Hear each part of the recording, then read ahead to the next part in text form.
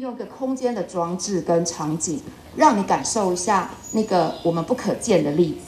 那就把自己当成是里面投影的这些文字，那些文字很大，粒子非常的小，那你是这样子看不到的。但是这个我们可以把它想象成，好像投影的这些文字呢，它似乎像主体，也似乎像客体一样，在里面你会很想知道它是去哪里了，它将要到哪里去，它是从哪里来。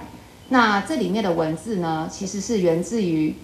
爱因斯坦《终极语录》这本书。国立成功大学图书馆举办主题册本展览，今年已经是第7届，这办首度跨足自然科学领域，并以爱因斯坦的相对论为主题。那爱因斯坦呢，他是在我们非常的物理学的这个领域上面是一定知道的一位很重要的学者。那所以我们也经过非常多的讨论。那刚好我们当然知道，1992年。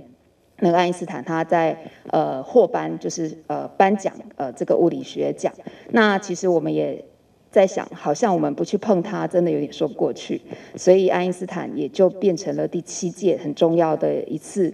要把这个影响全世界很重要的理论或是学说，那介绍给我们的读者。展览精选爱因斯坦相关的中文甲外文册本以及纪录影片。展览会场以冲动的概念进行设计，四周围也会当看到爱因斯坦的图像，参像是科幻的场景。这个爱因斯坦的这样的一个相对论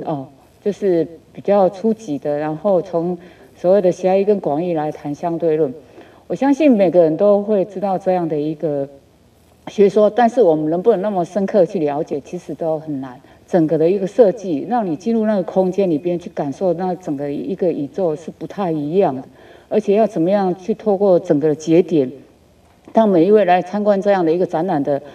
老师、同学或者说所谓贵宾，能够真的深刻的去体会到这一本书的它真正的一个含义哦。展览也结合专题演讲、科学 DIY 等周边活动，希望以简单趣味的方式，带领大家熟悉科学文学。展览展出到明年的3月19号，欢迎大家前往参观。想要了解更加多资讯，会当就国立成功大学图书馆的网站查询。台南新闻杨顺怀采访报道。